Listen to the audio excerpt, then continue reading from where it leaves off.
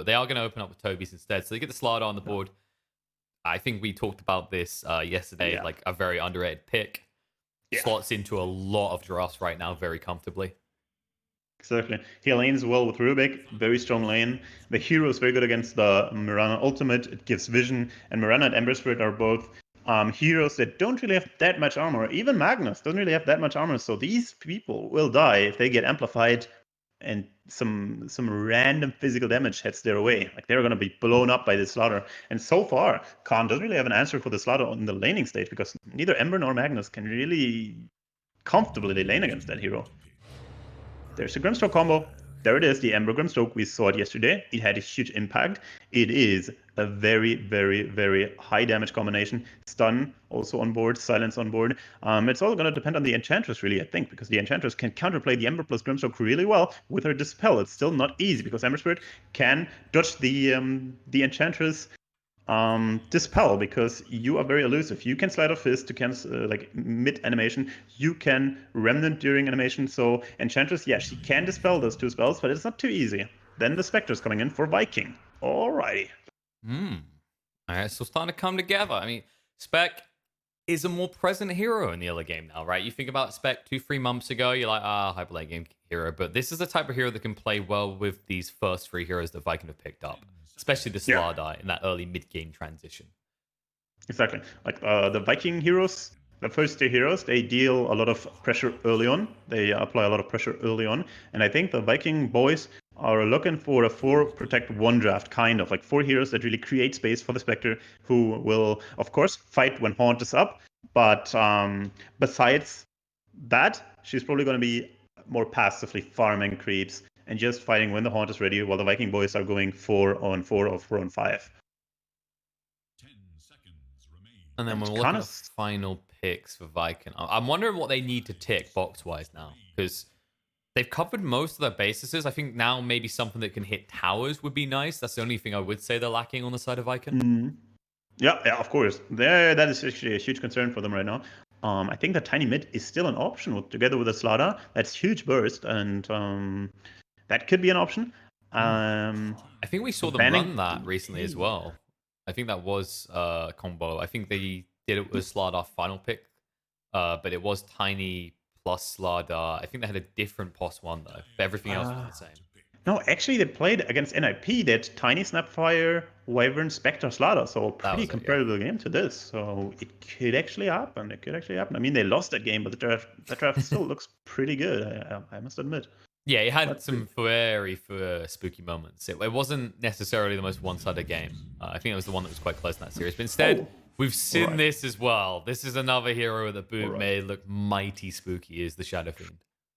Oh, I'm not so sure about that hero, though. That hero can get run over by Ember Spirit Grimstroke. Like, that hero dies if Ember Spirit goes on you. And the Viking, yeah, they got some defensive options in Rubik. He can lift, Enchantress, yes, she can dispel. But what happens when the Ember Spirit is like, he's Inkswalled up, he's empowered up, and he just jumps on the SF? What is he going to do? What are they going to do? Like, what happens when the Ember Spirit has a BKB running? Like, how can they protect their Shadow Fiend? Like, yeah, they got a massive physical damage output with the Slaughter, minus armor, with the Shadow Fiend, minus armor. He's probably going to go for a physical build. But still, I fear for the Shadow Fiend. That's a very bold pick, especially because Khan can still potentially pick a mid lane and put the Magnus on the off lane, put the Ember Spirit on the safe lane, and get a punishing mid lane. Like, I'm not sure about the Shadow Fiend, man. I'm not sure.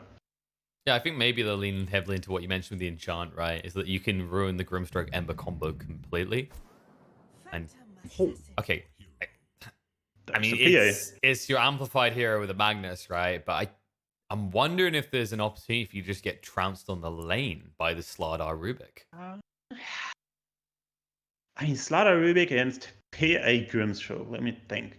I think actually Grimstroke and PA can push out that lane pretty well with the Inkswell, with a dagger. You can actually just push out the wave, pull, and therefore, of course, the Slardar is going to have a good lane, but I don't think the PA can be pressured out of the lane well. I think the lane will go fine. Mid lane, Ember Spirit versus Shadow Fiend. That's a pretty close lane. Shadow Fiend slightly favored, but the Ember Spirit has a lot of kill pressure on him if there's a +1. If he roots, Gear is there, shoots an arrow, this SF can die easily. So mid lane, Boom is gonna have perfect positioning to not die there when Embersplit gets some levels. And the safe lane of Viking, the Spectre plus the Enchantress against Mirana plus Magnus is not that easy to be honest, because Magnus has like 20 damage more than Spectre on level 1. You can really out CS, out deny her own lane. So I think Khan has a very good chance of coming out of this laning stage in a pretty decent spot. So I don't know. Like I like the Khan draft. I would say on paper Viking is slightly stronger, but this draft looking really close. No, it's definitely. I think it's the case when you look at this game. Even though Khan has the Magnus, they can have this backup element of we could just farm. It feels like they maybe need to be pressuring more, because the concern is that if you are split and you're farming and you're just chilling, Viking do have this Spectre variable. So it should be very easy for Viking in these kind of separated gangs to outnumber Khan. That is true. That is true. You got a global presence of the Spectre, but still, like I like Khan's lineup. They have two heroes that scale very well into the late game with the Empower. And yeah, Spectre can become huge, but still the other three heroes. We saw it yesterday with Khan. They had a humongous Terrorblade. No one could deal with this Terrorblade, but his team got picked off one by one, and he couldn't protect the team, and then he died. And I think this could happen in this team as well. Like, where the Viking heroes are getting picked off one by one, while the Spectre is kind of being controlled or kited. So I am not too sure if this Spectre can really out-carry the Magnus plus the Ember plus the Phantom Assassin. That's pretty strong tricore. Let's see. It could also go totally different. Boom absolutely crushes mid lane, is super fine. I mean, that could also happen, but I'm not sure. Like, I'm really looking at Boom in this game. If he gets a good game, it's probably pretty easy, but I think he won't have that free of a game. That's like where Khan has to capitalize on the weakness of this SF. I don't know. I feel like Boom wants Gilga to have a good game after that. Good luck. You can read it either way. If he really loves Gilga, or he's like, lol, good luck hitting your arrows, you never hit your arrows. Yeah. I'm going to assume he's a really nice guy, though. He just loves Gilga. Maybe. I think the kind of highlightable point here is for a lot of Khan's draft, it's kind of, you want this gold influx, right? Like, if I'm thinking heroes that can do things with just levels, is the Ember. Whereas Viking, I feel like most of the heroes can do things with just levels alone. Like the Slardar can, the Shadow Fiend can. The gold is nice, but it's like these heroes get their peaks based on maxing out certain skills. Yeah, I mean, early on, the Shadow Fiend just wants to have the level 7, the level 12 for the level 2 ult. Like, Shadow Fiend is really level dependent early on. Slardar as well, yeah. He wants to get kind of all his skills leveled up, and his ult is also scaling very well. So yeah, they got huge spikes out of XP. While certain heroes of Khan, they just need items. The PA, for example, yeah, her ult levels are fine, but basically they need gold on this PA to make her work. Yeah, most definitely. Even the Mag, right? Like, this hero should get gold, but it's the way the hero works. The gold, I feel like Mag can be seen in some ways as a greedy hero. He needs the XP and gold influx. The reason we don't talk about it so much is, as you mentioned with the Spectre comparison, this hero doesn't often struggle in the early laning phase. Yeah, exactly. We're already seeing Celery enjoying his time as Enchantress, just throwing out the pressure. I feel like we see this type of matchup from him quite a lot, and it usually favors the Enchantress. Yeah, of course. This hero got buffed so heavily. Like, his base armor is actually super high right now. It used to be 1, but now he's at like 3 with these stats items. It's on 4. He's got 58 damage as well. And well, he's just out zoning the Mirana pretty easily because she's got more armor, she's got more damage, she's got the heal. So yeah, Gilgir on his Mirana, even though he has the Wraith Band, can't really contest the Celery, Enchantress, and like, look at him, like he's solo zoning Cheshire Cat and Gilgir at the same time while Shot is just hitting creeps. Like, he's super happy about that. Yeah, they've definitely punished Gilga because like, this isn't a secret. He loves this build. He loves starting with the Wraith Band. And the fact that you sniped his core as well and he's out of regen means that he's probably going to have to secede some extra CS in favor of Shad. Speaking of CS, so far Boom is getting plenty of that in the mid lane. Neo was able to at least deny one of those from him. But I think that shifts, right? Now that you've got like the level 3, once you hit level 4 in Boom, you should start denying Neo his CS much more easily. Exactly. That's what he wants to do, but he always has to be scared about the Mirana ganging, because Well, Mio, he can use Searing Chains level 1, 1.5 duration already. That's plenty of time to hit the arrow if you time it perfectly well. And the vision from Viking doesn't really cover the top area of the map, so... Oh, Gear. Close one. He's just trying to even out the trade. He's like, well, I'm going to have to probably run back to base to screw you. Actually, no, he gets the salve out. Let's get the salve. Get the salve. And I think the Viking boys, they need some additional vision when minute 5 pops, so they see the rotations from the top lane during nighttime, because that's when this lane is getting really rough for Boom. But so far, he's playing it perfectly well, as he should on these early levels, pressuring that Mio Ember Spirit, but he's got level 4, got the Searing Chains, and yeah, now every second the Mirana is not showing top, this Shadow Fiend has to be afraid. Yeah, it's a good thing that Celery is keeping on top, though. Like, Celery, he's going to probably have to throw out a little bit more regen at this rate, but he's keeping Gilg occupied with no real opportunity to kill at any point. Yeah, it's pretty good what Celery is doing. I think what the Enchantresses want to do, or what most POS 5 heroes want to do, is just get the attention from the POS 4 hero, and stop him from moving mid or from auto-attacking your carry, and he's doing that perfectly fine. Shot is getting a pretty decent game, well, against Magnus as much as you can. Yeah, and it should be nigh impossible for Gilgit to easily get into mid without being spotted, because there is that kind of unusual ward that came out from Viking near the secret shop, and as they talk about that, I mean, there's vision to stop him ganking mid, but not from killing you. Celery bites off more than he can chew, and Gilgit proving why that Wraith Band's so valuable. Yeah, that extra attack speed, that extra damage is huge. Got the level 2 arrow, and bottom, POS 5 also dying. Back and back, as you expect. Toby, he's a little bit low, but he's got the salve, so he'll be able to fully heal up, and Naive might start to feel the pressure at this point. Exactly. And Toby, like, we talked about it, he is having a great game, and this PA can't really pressure him that well. I thought the lane is going to be good. I mean, it is good. I mean, look at Naive. He's also pretty much up there gold-wise. Of course, he doesn't have the kill, but CS-wise, it's a wash. It's a wash. Both on 23, 22. And yeah, Naive, he's pretty happy about this. But once again, it's the difference of what each of these heroes does with gold, right? Like, the difference is day and night between these two. Exactly. You know, some people are like, well, that's an unfair comparison. Well, you know, that's a carry versus the offlaner situation. But when you look on the other side of the map, you know, like, you give a bit of a head start to Cheshire Cat, what's he going to do with it? He's going to probably hit more creeps. That's what Magnuses do. Whereas you give a good start to a Slardar, he's going to go looking for kills. Yeah, it's gonna be a huge menace on the map, even outside of his ult. And Magnus is only a threat with his ult most of the time. If he doesn't get ridiculously farmed, the only threat this hero offers is really the farming aspect and the RP. But the RP is 130 seconds. So yeah, while Slardar, he is a permanent threat most of the time if he gets a good start. I love these little plays from Celery there, just forcing everything out of Gilgit to ensure he absolutely has to go back to base without any sort of opportunity to do anything on the way. Which means now that Mag's alone, maybe you can press him back a little. I mean, he's pretty bulky at this point, though. 1000 HP, a bracer. It's just one of these situations where maybe you have to think, what else can Celery do? Is it just stalking Mirana for the next 5 minutes? Most likely. No, exactly.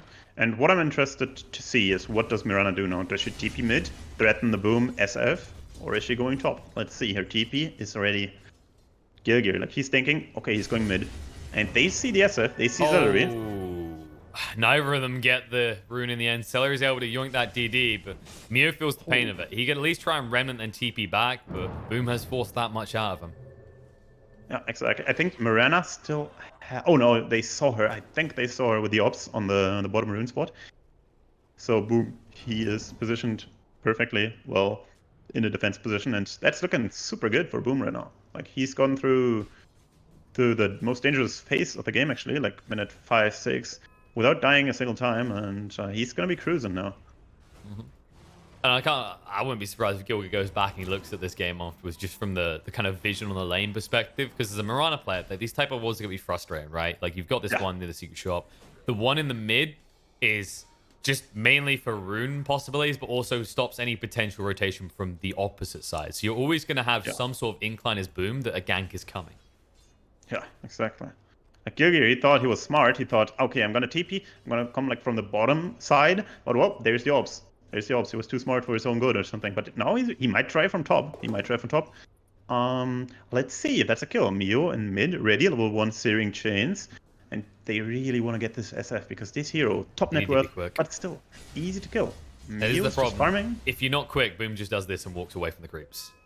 Oh boy. Oh boy. Okay, they see him now. Arrow. Yeah, where's Mio? We got him, boys. Clarity. Oh, he's got no clarity. And now they know exactly where Gilger is, so he's going to be forced to leap away. And I mean, these leaps in the early game, the charges are pretty high. Celery decides it's not worth it to hard pressure him, though. He just wants to farm instead.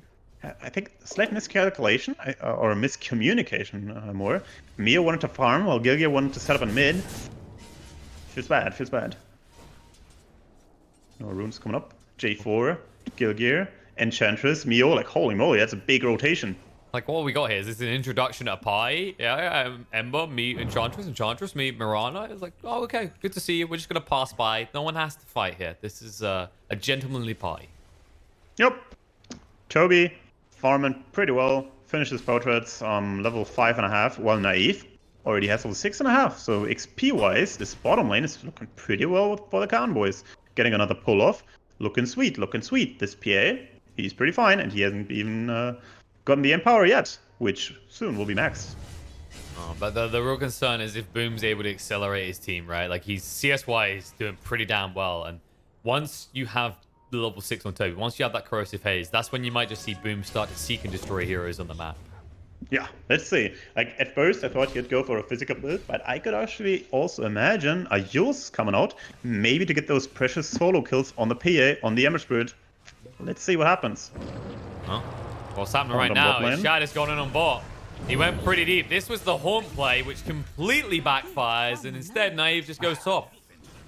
That's huge. That's actually huge. I think she tried to dodge the gang, but well, she got RP'd on top lane. Yeah, she ulted bottom, but she couldn't find a good haunt target to get out to escape. Celery also being dove right now, and this game is accelerating pretty quickly for the Khan boys. Another kill. Looking good. Gilger defending bottom tower by pulling the wave away. Pretty smart, smart. Bash is gonna get him. He got real greedy there. Toby's able to punish it as a result, and now Aramis, he has his level 6. If he gets a good spell, he might be able to find another kill, but J4's too far out. That should not happen at all. That should not happen at all. And that's a little bit of a reprieve for Vikin, right? Because right now, the thing I was going to praise Khan for, they're doing very well, is to survive in this game because they're avoiding this man here in the smoke. Boom. Wherever Shadow Fiend is going to be, they're trying to make sure they're not, because that's Vikin's power spike at this stage. Exactly. Especially with a bottled DD moving towards the top lane right now. They know there's no RP. Oh, yeah. He's trying to stay behind the tree. We'll move out, raise, right click, over right click out. Cheshire Cat is low. They need to enchant him, but Celery gets hit by the dagger. Naive saves the day. He says, don't you get rid of him. I need him. He's got power.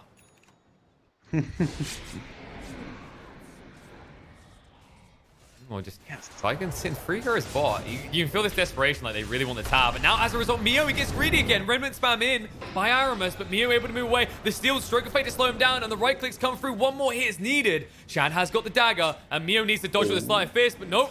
Flame Guard is enough to keep him up.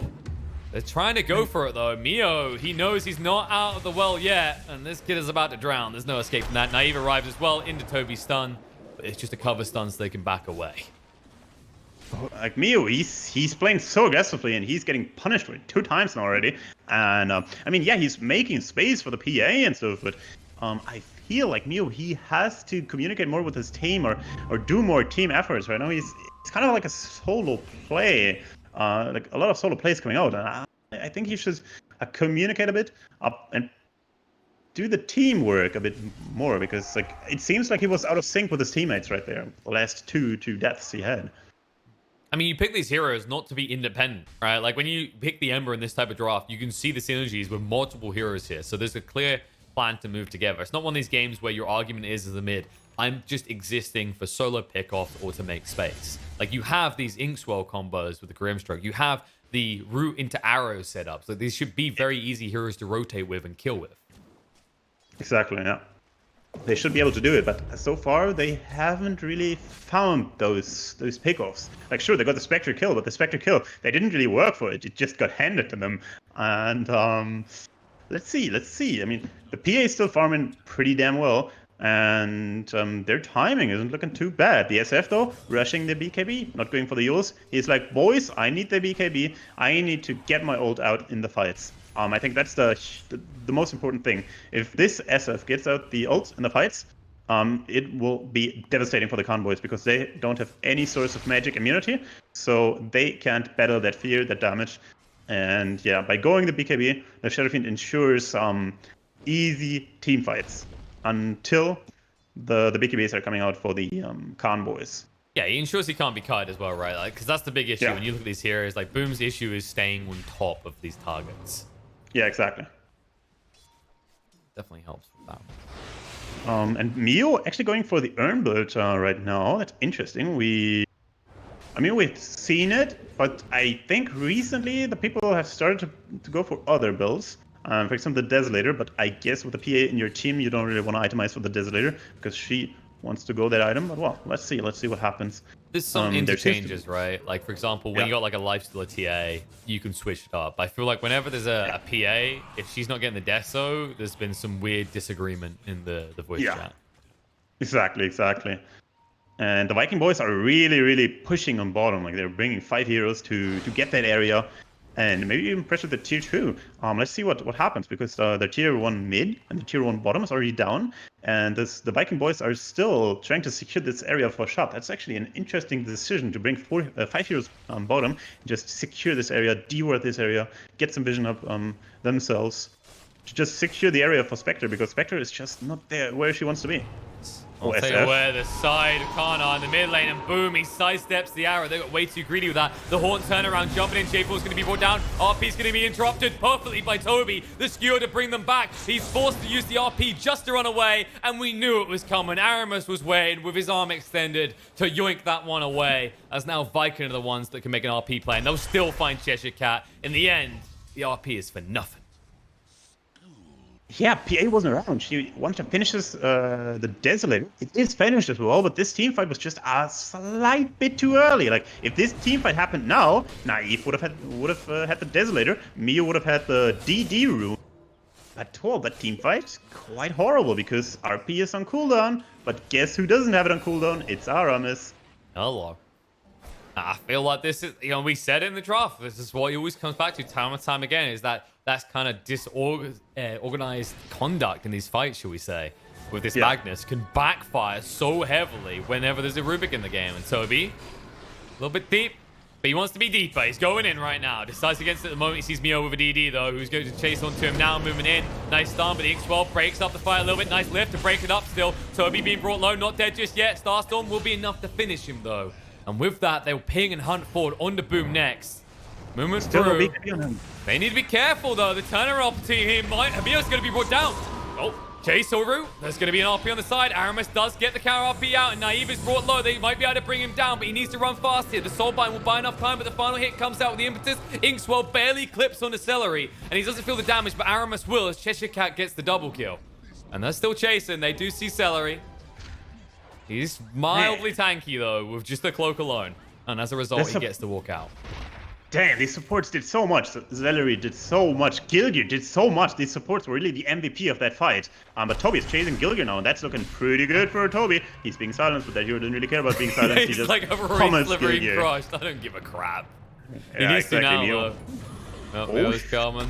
Nice stun. Inks will follow up, but the counter attack might be there. Shad consider going in. The bashes are coming out then, but to control him up. Toby's low, but so stupidly tanky with his Hood of Defiance. As a result, they can't do anything. Cheshire Cat even gets the Empower, which Shad will be very grateful for. Exactly. Man, this is a bloodbath. They're bringing all 5 to mid lane, and like Viking also bringing 5 people to mid lane is really like minute 16, 5-man mid. But look at Shadow Fiend. His BKB is coming up, and with the BKB, he will not be able to be killed that easily, except if he gets RP'd and destroyed by the PA. And the PA is also heading for level 12, but the BKB is still super far away, so he's still very susceptible to lift from Rubik and to the SF ult. The The convoys aren't that strong yet. Mio also going for the BKB, so they want to hit the BKB timing.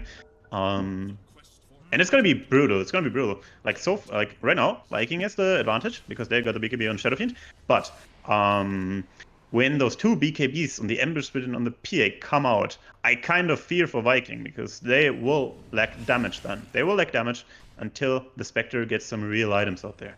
And the Spectre, she's decently farmed still. I fear for her. I fear for her. I mean, the only thing I will say is like the counter argument here is that Khan are kind of baiting themselves, right? The way they are choosing to try and take these early fights, this lineup just is happy to sit back and farm. And one thing Viking is doing is, for the most, it's around even trades. They're drawing in this side of Khan into what really isn't a favorable situation to play out. And Cheshire Cat now not in a favorable situation himself. The follow-up stuns are good, but Toby, he can't afford to be dragged that deep with him, so there will be a skewer out to safety. Yep. Still so annoying though on Toby like this. The amount of damage this guy has already absorbed in this game at just 17 minutes in is absurd. Yeah, he's super tanky, like 11 armor with a hood. Just insane. And Celery, we haven't really talked about him much, but the team fight before the PA picked up the Desolator, she actually had an Ogre Frost Mage, and that Ogre Frost Mage does a lot of slowing and adds a lot of armor. So if he gets one of those, it's super important. Whoops. Can't really do much if he's dead. That is true. That is true. That is true. But still, I think Zeri can actually break those teamfights by getting an Ice Ogre. But no, whoopsie, the Roshan is being targeted. Straight into the pit. It did get pinged out. This should be somewhat obvious to Viking. It's just a case of whether you feel like you can defend it, though. I mean, the Blink Dagger is still not there for Toby. So you might just have to let this one go. But they're trying to move now. No. Boom's coming. Boom. Toby chases in. There's the Horn as well. Soulbind Link, we get a BKB from Boom so he can get the Requiem off. The left traps in J4. They'll be able to bring him down. Shad chasing forward, look a bit more. Naive down to half HP. Skew away. RP connects onto the two. The BKB's running out soon, but Naive can't afford to go in just yet. He actually can't afford to go in until he needs to back up here. The BKB will win the fight as a result. Toby was quiet well, but it was all just a distraction. And now, Viking, they look into the pit. They think about taking this. Gilga's going to go in. Needs to be careful. That's two leaps used pretty wastefully. J4 is going to be brought down. That's going to be die back. OP has been stolen on a Naive. The trap is there. They're able to actually control him, bringing him low. Final impetus through will get the kill. Celery able to make sure that the damage is there. The double buyback comes out, but Magnus, what is that buyback going to achieve without an RP, without a skewer? You don't do much. And with this hero is low on Viking, I mean, they're just going to heal up again. They have got the Nature's Attendance in at 20 seconds. Roche's on 2k, though. He's on 2k SP. They're going to let them. They have to. They can't. There's no RP on Aramis, no Spectre Haunt, no BKB on SF. That's a Roche, but that's an expensive Roche. They spent buybacks on their 3, their 5, and their 1 position hero, and that's super expensive. Yeah, they get the Roche, but it's holy moly expensive. And man, Celery, like, he has level 4 Impetus. A lot of Enchantress players don't really max the spell, but he's maxing the spell in this game, and he's getting so many Impetuses off in every single team fight. He's just killing the people. Like, it's insane what Celery is doing in these team fights on a +5 Enchantress. Yeah, he's just prioritizing PA all the time. Like, every time Naive is in range, immediately Celery just locks on and goes for it. And to be honest, he's not an easy hero to wipe out, right? Like, if you're on the back foot as the PA, you can't jump him because of the formations from Viking, and because he's got this Glimmer Cape, they can't burst him down with magic damage from afar. Exactly. Like, this guy on this Enchantress, you said before the game started, you banned the Celery IO, you banned the Celery Enchantress. Well, the Enchantress didn't get banned, and he is showing why, well, he's one of the most prominent Enchantress spammers in EU, or maybe even globally. Definitely. If anything, I guess you could say right now is his patch, right? Like, Enchantress is, would we say the top POS 5? Like, in terms of you could just slot it into any lineup, I feel like Ench is a fair bet for that right now. Yeah, I think this hero is super, super flexible. And it's similar to Chen, where you can do a lot with the creeps you take. And you can itemize for pretty much everything. Most of the time it's a Glimmer Cape, but you can just itemize pretty much everything. Because you're like inherently tanky against the right clickers, you don't really need anything to counter right clickers. So you can often just go for the Glimmer Cape, go for the 4 stuff. You can just do kind of everything, and it's this hero is just insanely strong on lanes as well. So she secures lanes as well. It's just a huge huge benefit to have this hero on your team. And mid tower being pressured by Khan, but Boom with the Invis rune and the BKB is in position to defend it. They need to be very careful not to overstep. I mean, that is Sentry. I think they just got a glimpse of Boom in the Invis form, so they should know about this. Celery will look to D-Ward. As a result, Boom realizes no point. Celery is being reminded that daggers are very painful to take to the face. And they are. Daggers are one of Enchantress's biggest enemies because that hero, as I said, he's pretty untouchable for physical right clicks. But the PA dagger is just, it's a forced attack. It doesn't care about attack speed slow. And Enchantress naturally not that high armor after the laning stage. Only 8 armor. And against a Desolator PA, well, that goes to 2 armor. And 2 armor, 980 HP. That's not too much. Yeah, I'm not liking the sound of those numbers, especially the numbers I'm seeing up on my screen above his head. Makes you wonder where he might go next item-wise. Maybe just something to bulk him up a little bit. We see once an Enchantress reaches around like the 1.5k to 2k HP mark, it becomes an impossible target in these fights. Yeah. And the smoke, by the way, looking to go in. Lift, because Aramis did get his Blink Dagger, which will allow Toby to get the follow-up stun. And the big team fight from Khan is dead. That is his dieback. And they're going to instantly move towards the top. They don't care that the Aegis is there in their hands. Spec is chasing in. Looking for something, and Gilga's gone. He's There's dead. no way. He's gone. He's dead. The moment only that question... Corrosive Haze touched you, that was it. Yeah, the only question, who got the kill? And it was Shad. And he's pretty happy about that because his farm has been quite lacking, but I mean, he's slowly creeping up there. And the later the game goes, the more fun Spectre has, even if he's not top 1 net worth. And Manta style into Butterfly is his item build of choice. And I kind of fear for Khan because this expensive Roche, it really hasn't worked out for them. Like, yeah, they got the Aegis, but what have they done with the Aegis? Yeah, some farming. Yeah, PA has BKB, but I feel like this timing's just a bit too late. I feel like if they had the BKB 1 or 2 minutes earlier, they could have done something, but now the Aegis is running out pretty soon, like 2.5 minutes. I'm not sure if they can pressure some... I mean, I don't know, 1.5 minutes. 1.5 minutes time now with the Aegis. It's that point that usually, right, the first Aegis, you can't do too much, but, you know, it's the warm-up point. But what it should at least be able to get you is this tier 1 mid. That's the crucial one. You get 1 or 2 towers, it opens the map a little bit and allows you to build momentum. But that has not occurred. As you said, the cost of those buybacks, it's more like you can look at that and go, maybe if you just let Vikin have that, you have an immediate response 1 or 2 minutes down the line. But because of this, most of the Aegis have just spent hitting creeps. Yeah. But let's see. They got the Aegis, they got 2 BKBs. This is huge timing. He's got a blink, but he won't be able to get out. They room just in time, and the arrow follow-up will ensure that this fishy will not go splash. More splash. Pretty sweet. Pretty sweet again. They get that kill, they get the mid tower. And another Ogre Frost Mage from Celery. He's really looking out for those. I mean, I bet he's like... He is praying for his team to not kill those Ice Ogres. Ooh, another dagger. Like, every dagger is really like... Ench has to clinch everything she has to survive that. She started one of those charity funds. You know, for as little as 1 Frost Mage Ogre a month, you could ensure that a Bambi doesn't die. Yeah, exactly. But and so far, it's okay. PA doesn't have level 20 talent, doesn't have the level 3 crit yet. So she's not quite in the territory of being one-shot, but the DD is there. Yep. Oh, God. She said the things like, but does have a DD. They're going to maybe give it over to Ember. Yeah, they're giving the bottle.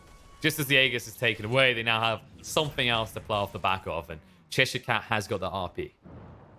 Oh, man, this is going to be dirty. This is going to be dirty. PA is going to hit for like 380 or something, which is going to be like 1k crits 24 minutes into the game. That's pretty much a one-shot.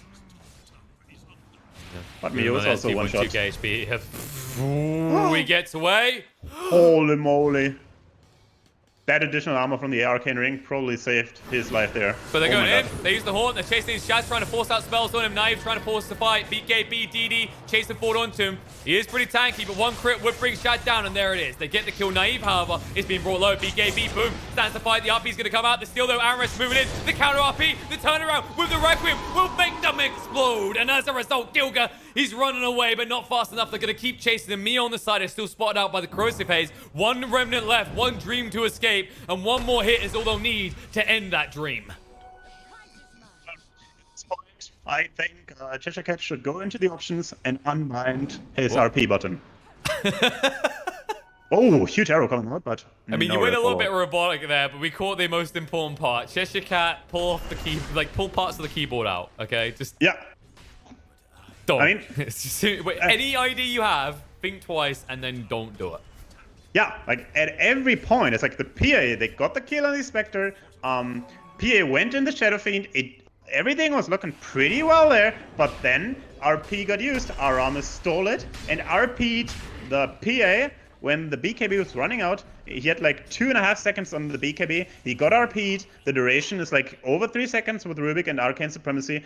The BKB ran out during that stolen RP, and the Boom SF ulti just this PA just instantly died to that combo, like the RP into Rec Room. And I think honestly that team fight would have been a pretty fine team fight if Magnus didn't RP. That's it. Like if he hadn't used the spell, I think that team fight would have been better. Some probably well-pointed criticism coming out there, because yeah, it is a case with the BKB still running. Boom, doesn't necessarily have the means to defend himself, and now that he has an AC, even outside this magic immunity, like what is your play? It's a 2.4k HP hero with 34 armor. Yeah. And lifesteal now. Yep. This guy, like, he is not weak anymore. He also got the damage per soul talent. He's going full right click. And yeah, over 30 armor, 35 armor to be exact. That's huge. Like in the tower, he's got even more armor. With a Wildkin, even more armor.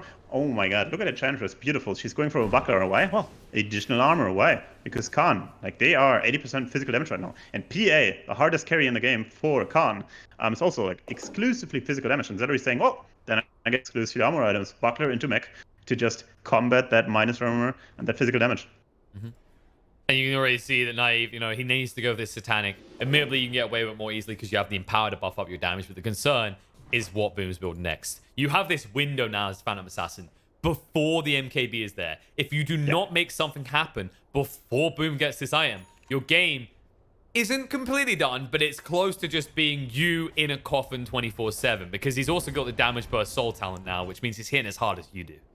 Yeah, exactly. And Spectre also having the butterfly now, Manta Butterfly, pretty high armor. And well, the PA doesn't really have an MKB yet, same as Mio. So the evasion is pretty much untouched so far. She has a DD again. And the level 18 is also there. Boom. Aramis still has the RP again.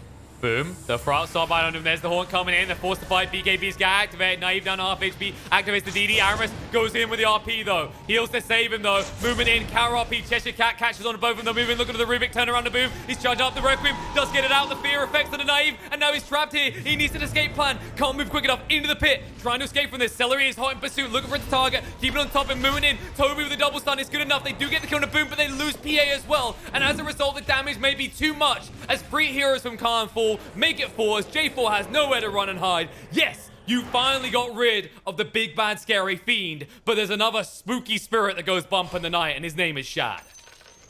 That is true, man. These guys, they are pretty scary. And again, the stolen RP. Like, Rubik used the RP, and then Magnus was like, oh yeah, now it's time to RP. Pretty good RP on the SF and the Rubik, but because of the debuff amplification skill on Rubik, because of the Arcane Supremacy, the RP from Rubik, which was used before the RP used by Magnus, lasted almost to the same point. So yeah, the RP from Magnus came later, but the PA was still stunned for such a long duration that she couldn't immediately kill the SF, and the SF just went out, used his Requiem, and just blasted the PA away. And man, like these stolen RPs, again, just winning the team fights. And now Mio in trouble again. They're going to stun him up. Nice heal to save the day. They do force the BKB though. Toby trying to run away. Lemma Cave to buy some time. Dust Reveal. He does have the Lotus though to walk this one off. And PA is not close enough though. Yunk the rune. But now you're in Slardar territory. I suggest you go back to your humble big city and leave this country of dark, desperate deaths to the Slardar Master. Yeah, like these guys, they can't touch him on the water. 700 movement speed, that's what he does. Run away and look at his items like Repair Kit and the Lotus Orb, Live. Health Regen Talent. This guy is tanky as hell. Just live. Yeah, Well, it's because you inherently already kill, right? Like your toolkit, you could go overkill and try and two-tap people, but that's not his role. Instead, they're going to go for Mio again. Knowing there's no BKB this time. The stuns are decent. He does get the Slight Fist out. The follow-up stun is nice. They steal from the arrow as well. And as a result, they jump in. They know they have to get rid of him. Naive is able to kill off the Rubik. Dead for 75 seconds. That is his dieback. Which means that Vikin will run. That's pretty good. That's a Roach. Like, as long as Rubik is dead, they know he has no buyback. It's not a money issue. It's a cooldown issue. So they know Rubik can't buy back, and that's when Cheshire Cat can finally use an RP that's beneficial to his team. He's got the dagger now as well, so that's gonna be a huge RP potentially. And they are taking this Roach pretty quickly, and this guy not really losing that much HP. They're a little bit reluctant. They don't want to commit too hard. Mio has moved into the pit now. They know they need to make this much quicker.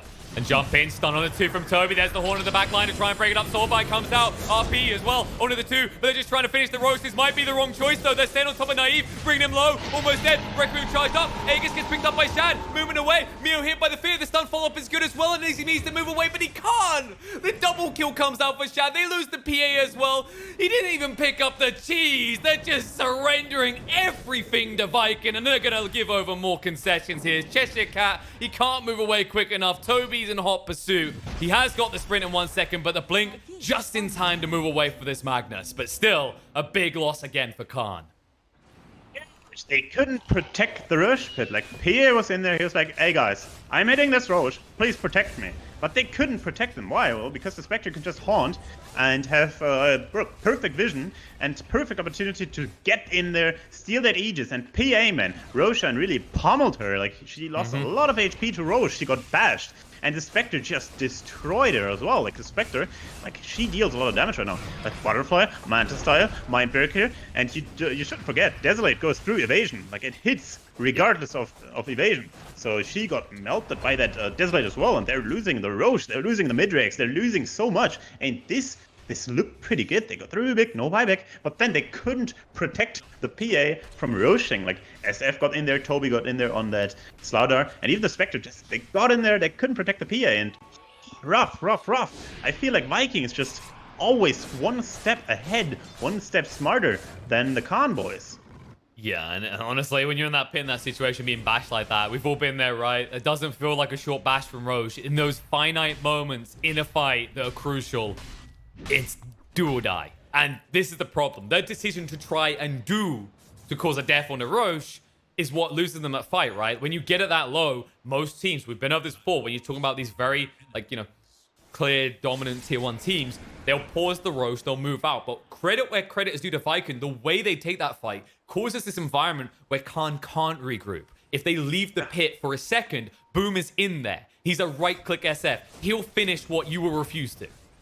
Yeah, exactly. Now they're going all out. They're going all out into the high grounds. Satanic Radio Naive. They're going straight on a Shad, who has the Aegis. This could backfire quickly as there are reinforcements in the neighborhood. Mio trying to will away him. Celery target. Healed up though is good. The lift. Control up on the Naive. He's holding that BKB. He doesn't want to throw it out too easily. But Mio, he needs to get out of it quick. BKB gets activated. They target onto Boom, but he activates his own BKB, and the damage on the Naive is way too high. He's going to be brought down. Mio's BKB running out as he hits the low ground. Aramis has no lift for several seconds, but he does have a steal. He'll move forward. Mio running out of spirits. That's the final one. The back line could be cut if they're not careful because they're chasing in. And Gilga, nope. This kitty cat will purr no more. GG.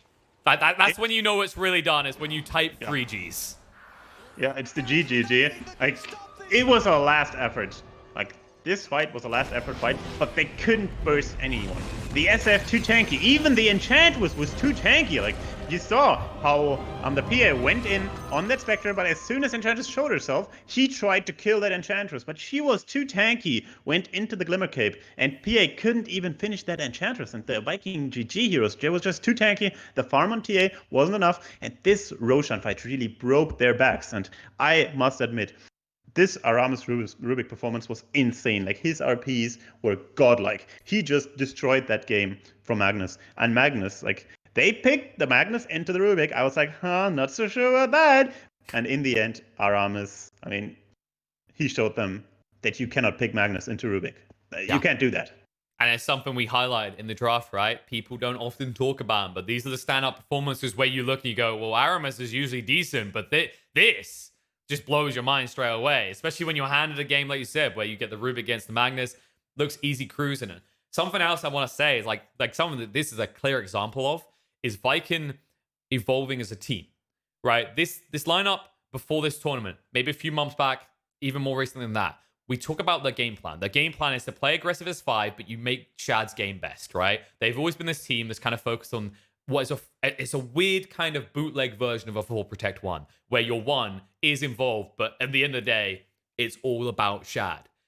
These games have shown in this tournament so far how adaptive they are to enabling Boom. Now, time and time again, especially when they draft this SF, I think, but they've done it before with a Faceless Void as well. They're just the frontliners. They're just the damage absorbers. Boom is the real threat. They've realized that they can use him not only as a playmaker, but as the one true carry to which they play around. And in this game, it got so late in, it got so dominant that we did see that passing the baton across to the traditional Spectre. But early on, all Shad is a disruption, right? He rips the fight apart and allows Boom to run in and clean it up. Exactly. Like his ults, were huge. Like his ults and the RPs. Those were the spells that won these early teamfights, like the teamfights before minute 20 or 30. It was Boom, he rushed the BKB, finished it at minute 17, super early, and they didn't really have an answer. I think they never really bursted the SF before he got his ult out. And that is the most important thing on SF, that you get the ult out. Since the huge buff, which was the fear, that ult is just insane. It's just an AoE fear. It's like an AoE stun, kind of. And he just got it out every single fight. And the Khan boys, they were never really prepared for that combination of the SF ult with the BKB and, of course, the stolen RPs. I mean, Aramis, he stole the RP once and used it even 2 times. That's insane. Normally you can get it out 1 time, but he got it out 2 times. Aramis on Rubik, damn. He held on to it. He made sure there's no kind of seek and destroy aspect. And it really feels like this game was Vikin giving Khan the rope and letting them just go ahead and prop themselves up. Because I'd say Khan kind of got everything they wanted, rather. And then that led to everything they deserved because they got maybe a bit greedy, a bit discombobulated. And we're going to have to see if that happens again. Hopefully Khan, they'll go back to the drawing board. They'll identify their mistakes. They'll play more as a unit and maybe sure that Vikin don't get to this snowball phase that they're so well known for. That's all to come in just a few minutes. Go get yourself a drink. Get yourself some of this beautiful Monster Energy, right? Guzzle it down your throat. Delicious. He's an OG. All right, that way. He's an OG. Yep. I'm a mango monster. I'm the mega OG.